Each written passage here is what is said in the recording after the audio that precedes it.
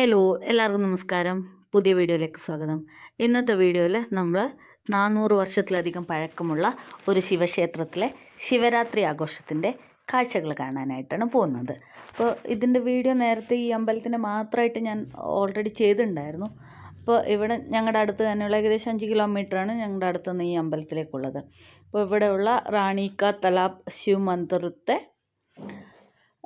ശിവരാത്രി ആഘോഷങ്ങൾ കാണാൻ വേണ്ടിയിട്ടാണ് ഞങ്ങൾ പോകുന്നത്. അപ്പോൾ 3 ദിവസങ്ങളിലായിട്ടാണ് ഇവിടെ ശിവരാത്രി ആഘോഷം നടക്കുന്നത്. അപ്പോൾ ശിവരാത്രി ദിവസം, അതിൻ്റെ അടുത്ത ദിവസം ശിവപാർവതി മാരേജ്, 3-ാമത്തെ ദിവസം മഹാഭണ്ഡാര, അതായത് അന്നദാനം. അങ്ങനെ 3 ദിവസങ്ങളായിട്ടാണ് ഇവിടെ സാധാരണയായിട്ട് ശിവരാത്രി ആഘോഷം നടക്കുന്നത്. അപ്പോൾ ശിവരാത്രി ദിവസം രാവിലെ മുതൽ തന്നെ ഭഗവാന്റെ ദർശനവും അതേപോലെ ശിവലിംഗത്തിൽ നമുക്ക് തന്നെ ജലം അർപ്പിക്കാനുള്ള അവസരമൊക്കെ ഉണ്ട്. അപ്പം ഞങ്ങളിപ്പോൾ പോകുന്നത് വൈകിട്ട് ഏകദേശം 5:30 ആകുമ്പോഴാണ്. നല്ല തിരക്കുണ്ട്. രാവിലെ മുതലേ നല്ല തിരക്കായിരുന്നു എന്നാണ് ഞങ്ങളുടെ ഫ്രണ്ട്സൊക്കെ പോയി വന്നപ്പോൾ പറഞ്ഞത്. ഞങ്ങൾ കുറേ ദൂരെ ചെരുപ്പൊക്കെ അഴിച്ച് വെച്ചിട്ട് ക്യൂവിലേക്ക് എൻട്രി ചെയ്യണം. അപ്പോൾ ഞാൻ പറഞ്ഞില്ല, ഏകദേശം വൈകിട്ട് 5:30 ആയപ്പോഴാണ് ഞങ്ങൾ ചെന്നത്. അപ്പം തന്നെ നല്ല ക്യൂ ആയിരുന്നു. അപ്പോൾ ഇവിടെ മുതലാണ് ഡെക്കറേഷൻസൊക്കെ ആരംഭിക്കുന്നത്. നിങ്ങൾക്കറിയാവുന്ന പോലെ തന്നെ ഇന്ത്യയിൽ ഭഗവാന്റെ 12, അതായത് ശിവഭഗവാന്റെ 12 ജ്യോതിർലിംഗ ക്ഷേത്രങ്ങളുണ്ട്. ആ 12 ജ്യോതിർലിംഗ ക്ഷേത്രങ്ങളുടെയും അകത്തുള്ള വിഗ്രഹത്തിൻ്റെ ഫോട്ടോ നമ്മൾ നടക്കുന്ന വഴിയിൽ വെച്ചിട്ടുണ്ട്. അതായത് സോംനാഥ്, നാഗേശ്വർ, കേദാർനാഥ്, അങ്ങനെ തുടങ്ങി ത്രംബകേശ്വർ, ഭീമാശങ്കർ, അങ്ങനെ എല്ലാ 12 ജ്യോതിർലിംഗങ്ങളുടെ ഫോട്ടോ നമുക്ക് ഇവിടെ കാണാൻ സാധിക്കും. ഇപ്പോൾ ഇതിൽ ത്രംബകേശ്വറും ഭീമാശങ്കറും സന്ദർശിക്കാനുള്ള ഭാഗ്യം ഞങ്ങൾക്ക് ഉണ്ടായിട്ടുണ്ട്.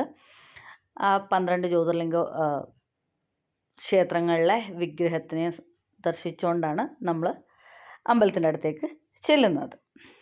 നമ്മൾ പോകുമ്പോൾ തന്നെ ഇവിടെ ലെഫ്റ്റ് സൈഡിൽ പ്രസാദ വിതരണമൊക്കെ നടക്കുന്നുണ്ട്.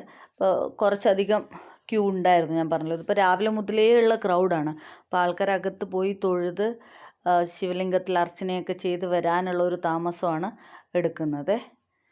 അങ്ങനെ ഞങ്ങളത് 5:30 ക്യൂവിൽ നിൽക്കാൻ തുടങ്ങിയിട്ടുണ്ട്. ഇപ്പം ഞാൻ പറഞ്ഞല്ലോ, വളരെയധികം ചരിത്ര പ്രാധാന്യമുള്ളൊരു ശിവക്ഷേത്രമാണിത്. റാണിക്ക തലാബ് എന്നാണ് ഈ ശിവമന്ദിരം അറിയപ്പെടുന്നത്. 4 ഏക്കറോളം വിശാലമായ സ്ഥലത്താണ് ഈ അമ്പലം സ്ഥിതി ചെയ്യുന്നത്. അപ്പോൾ അകത്ത്, ശ്രീകോവിലിൻ്റെ അകത്ത് നടക്കുന്ന കാര്യങ്ങൾ ഇവിടെ നമുക്ക് ഡിസ്പ്ലേയിൽ കാണാൻ സാധിക്കും ക്യൂ നിൽക്കുമ്പോൾ. ഈ ടെമ്പിളിൻ്റെ ഈ 4 ഏക്കറിലായിട്ട് ഒരു ശിവമന്ദിറും പിന്നെ ഒരു ഗ്യാസിമാതാ മന്ദിറുമാണ് പ്രധാനമായിട്ടുള്ളത്. പിന്നെ 2 കുളങ്ങളുണ്ട്. റാണിക്ക തലാബ് എന്നും രാജാക്ക തലാബ് എന്നും അറിയപ്പെടുന്ന 2 കുളങ്ങൾ. അപ്പോൾ റാണിക്ക തലാബ് ഈ 4 ഏക്കറിൻ്റെ അകത്ത് തന്നെയാണ്. പിന്നെ രാജാക്ക തലാബ് ഇതിൻ്റെ തൊട്ടടുത്ത് തന്നെ ഇപ്പോൾ പട്ടേൽ പാർക്ക് എന്ന് പറഞ്ഞിട്ട് ഒരു പാർക്കായിട്ട് ട്രാൻസ്ഫോം ആയിട്ടുണ്ട്. ഞങ്ങൾ നടന്ന് എൻട്രൻസിലെത്തിയപ്പോൾ 400 വർഷങ്ങൾക്ക് മുമ്പ് പട്യാല രാജവംശത്തിലെ രാജാ രഞ്ജിത് സിംഗ് ആണ് ഇവിടെ റാണിക്ക തലാബ് എന്ന് പറഞ്ഞ ഒരു കുളം അദ്ദേഹത്തിൻ്റെ ഭാര്യയ്ക്ക് കുളിക്കാൻ വേണ്ടിയിട്ട് നിർമ്മിച്ചത്. അപ്പം രാജ്ഞി എല്ലാ ദിവസവും രാവിലെ ഈ കുളത്തിൽ വന്ന് കുളിക്കുകയും അതിനുശേഷം ഇവിടുത്തെ ശിവക്ഷേത്രത്തിലും ദേവീക്ഷേത്രത്തിലും പ്രാർത്ഥിക്കുകയും ചെയ്യായിരുന്നു എന്നാണ് ചരിത്രം പറയുന്നത്.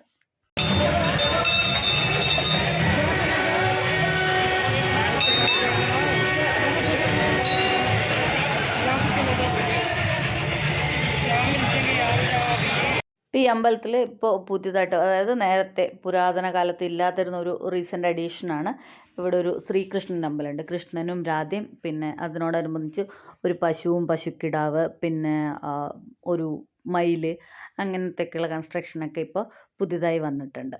അപ്പം നമ്മൾ ഈ വഴിയിൽ നടക്കുമ്പോൾ നേരത്തെ 12 ജ്യോതിർലിംഗങ്ങളുടെ ഫോട്ടോ കണ്ടില്ലേ? അപ്പോൾ ആ ഓരോ ജ്യോതിർലിംഗത്തിനെയും കുറിച്ചുള്ള ഡിസ്ക്രിപ്ഷൻ നമ്മൾ ഈ നടക്കുന്ന വഴിയിൽ വ്യക്തമായിട്ട് കൊടുത്തിട്ടുണ്ട്. അപ്പോൾ നമുക്കതൊക്കെ വായിച്ച് മനസ്സിലാക്കി എവിടെയാണ് സ്ഥിതി ചെയ്യുന്നത്, ഏത് സംസ്ഥാനത്താണെന്നുള്ളതൊക്കെ നമുക്ക് അതിൽ നിന്ന് മനസ്സിലാക്കാൻ സാധിക്കും. ഞങ്ങൾ ക്യൂവിൽ കുറച്ച് മുമ്പിൽ എത്തി. അത്ര മുമ്പിലെത്തി എന്ന് പറയാനും പറ്റില്ല. എനിക്ക് നിന്ന് കുറച്ച് സമയത്ത് ബോറടിക്കുന്നൊക്കെ ഉണ്ട്. പിന്നെ തൊഴാനായതുകൊണ്ടൊന്നും പറയാണ്ട് ചിരിച്ചുകൊണ്ടൊക്കെ നിൽക്കുന്നുണ്ട് അവിടെ. 1999 വരെ ഈ അമ്പലം ഒരു മഹാത്മാവ് അദ്ദേഹത്തിൻ്റെ നേതൃത്വത്തിൽ നോക്കി നടക്കുമായിരുന്നു.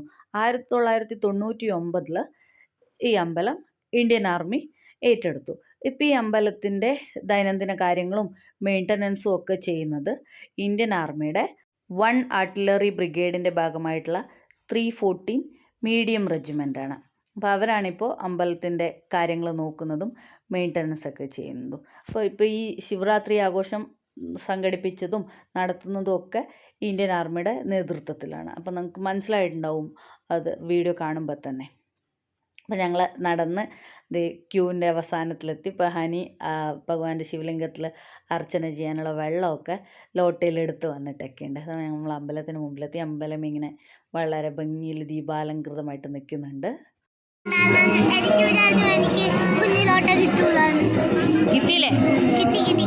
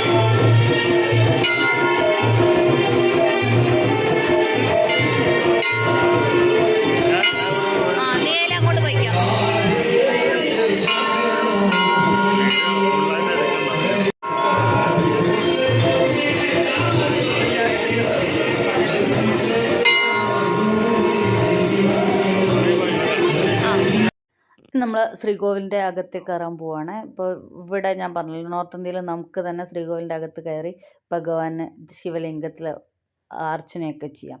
അങ്ങനെ ഹനി ആ ലോട്ടിൽ കൊണ്ടുവന്ന വെള്ളമൊക്കെ ശിവലിംഗത്തിൽ അർച്ചന ചെയ്ത് ഞങ്ങൾ പുറത്തിറങ്ങി.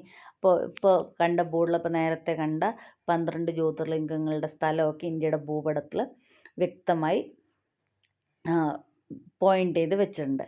പിന്നെ ഇവിടുന്ന് നമ്മൾ ഇറങ്ങിയിട്ട് നേരെ പോകുമ്പോൾ വലതു ഭാഗത്ത് ഒരു വലിയ ശിവപ്രതിമയും ദാനത്തിലിരിക്കുന്ന ശിവഭഗവാന്റെ ഒരു പ്രതിമയും പിന്നെ നേരത്തെ പറഞ്ഞ ഗ്യാസി മാതാ ദേവി മന്ദിറും ഉണ്ട്. പിന്നെ അതിൻ്റെ തൊട്ടടുത്തായിട്ട് തന്നെ ഒരു സൂര്യദേവൻ്റെ പ്രതിമയുണ്ട്. 7 കുതിരകളെ പൂട്ടിയ രഥത്തിൽ പോകുന്ന സൂര്യദേവൻ്റെ പ്രതിമ. അപ്പം നമുക്ക് അതൊക്കെ കാണാൻ വേണ്ടിയിട്ട് അങ്ങോട്ട് പോവാം.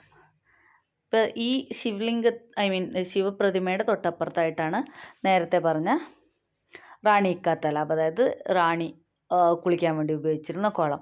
അപ്പോൾ ഈ സമയത്തൊക്കെ അത് കുറച്ച് വെള്ളമൊന്നും ഇല്ലാണ്ട് ഇത്തിരി വറ്റിക്കിടക്കുകയാണ്. അപ്പോൾ മൺസൂൺ സമയത്ത് വരികയാണെന്നുണ്ടെങ്കിൽ അതിനകത്ത് നിറയെ താമരകളൊക്കെ വിരിഞ്ഞ് നന്നായിട്ട് നമുക്ക് കണ്ണിന് നല്ല കുളിർമയുള്ള കാഴ്ചയാണ് ആ കുളം തരുന്നത്. അപ്പോൾ ഞങ്ങളത് ശിവജീൻ്റെ പ്രതിമയുടെ അടുത്തേക്ക് പോവാണ്. ഹനി നോക്കുമ്പോൾ ഇപ്പോൾ ശിവജീൻ്റെ പ്രതിമേൻ്റെ പുറകിൽ ഒരു പാർക്ക്, അതായത് കുറച്ച് സ്ലൈഡൊക്കെ വന്നിട്ടുണ്ട്. അപ്പോൾ നേരത്തെ ഞങ്ങൾ ഒരു 6 മാസം മുമ്പേ വന്നപ്പോൾ അതൊന്നും ഇല്ലായിരുന്നു.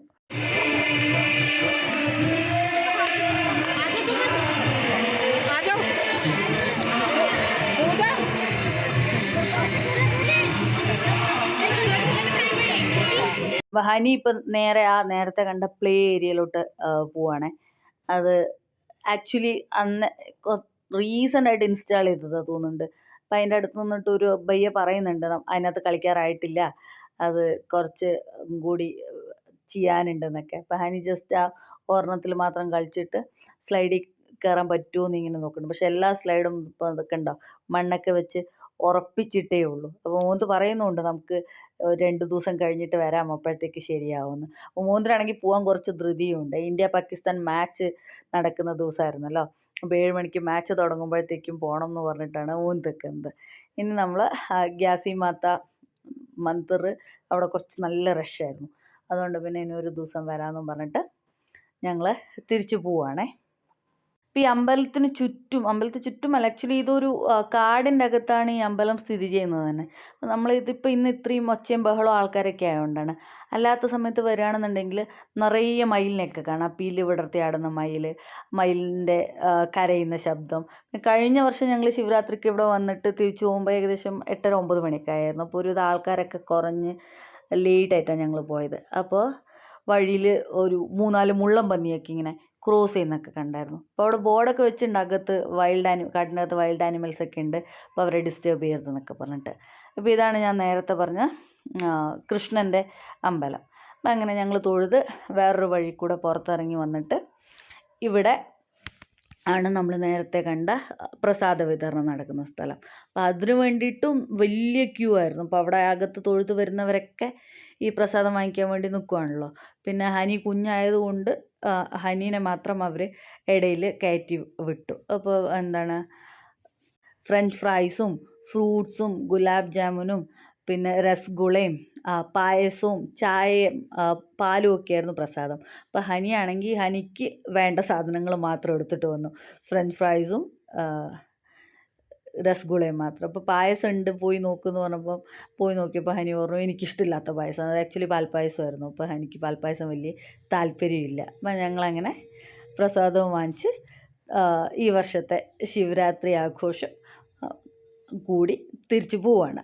അപ്പം ഞങ്ങൾ 5:30 ക്യൂവിൽ നിൽക്കാൻ തുടങ്ങി. തൊഴുത് വെളിയിൽ ഇറങ്ങിയപ്പോഴത്തേക്കും ഏകദേശം 7 മണിയൊക്കെ. അപ്പോൾ 1.5 മണിക്കൂർ ഞങ്ങൾ ക്യൂവിൽ നിന്നു, അത്രയും റഷ് ഉണ്ടായിരുന്നു. പക്ഷേ ഞങ്ങളിത് ഇപ്പോൾ തിരിച്ചു പോകുമ്പോൾ ആൾക്കാർ വന്നുകൊണ്ടിരിക്കുകയാണ്. കഴിഞ്ഞ വർഷമൊക്കെ ഞങ്ങൾ 7 മണിയായപ്പോൾ വന്നിട്ട് 9 മണിയായപ്പോഴാണ് തിരിച്ചു പോയത്. അപ്പോൾ അത്രയും സമയം നല്ല തിരക്കുണ്ടാവും എന്തായാലും. അപ്പം ഇപ്രാവശ്യം ഞങ്ങൾ ഇത്തിരി നേരത്തെ വന്നാൽ തിരക്ക് കുറയുമല്ലോ എന്ന് വിചാരിച്ചാൽ വന്നത്. പക്ഷേ എന്നിട്ടും ഞങ്ങൾക്ക് 1.5 hour ക്യൂ നിൽക്കേണ്ടി വന്നു. ക്യൂ നിൽക്കേണ്ടല്ല, മൊത്തത്തിൽ തൊഴുത് വരാൻ വേണ്ടി അത്രയും സമയമെടുത്തു. അപ്പം ഇനി എന്തായാലും നമുക്ക് ഈ അമ്പലവും അതിനോടനുബന്ധിച്ചുള്ള കാഴ്ചകളൊക്കെ വ്യക്തമായിട്ട് കാണാനും ഹനിക്ക് ആ പ്ലേ ഏരിയയിൽ കളിക്കാനും ഗ്യാസി മാതാ മന്ദിറിൽ തൊഴാനും ഒക്കെ വേണ്ടിയിട്ട് ഇനി ഒരു ദിവസം വരാം. ഇന്നെന്തായാലും ഞങ്ങളുടെ ശിവരാത്രി ആഘോഷത്തിൻ്റെ വിശേഷങ്ങൾ എല്ലാവർക്കും ഇഷ്ടപ്പെട്ടുണ്ടായെന്ന് വിചാരിക്കുന്നു. പുതിയ കാഴ്ചകളും വിശേഷങ്ങളൊക്കെ ആയിട്ട് നമുക്ക് അടുത്ത വീഡിയോയിൽ കാണാം. Thank you for watching. ഹനിക്ക് കിട്ടി ആ ഒരു ആലു ബോണ്ടയും കൂടി ഉണ്ടായിരുന്നു പ്രസാദത്തിൽ. അപ്പോൾ അതൊക്കെ കഴിച്ചുകൊണ്ട് നടക്കണം. വണ്ടിയൊക്കെ ഞങ്ങൾ കുറേ ദൂരെയാണ് പാർക്ക് ചെയ്തിരിക്കുന്നത്.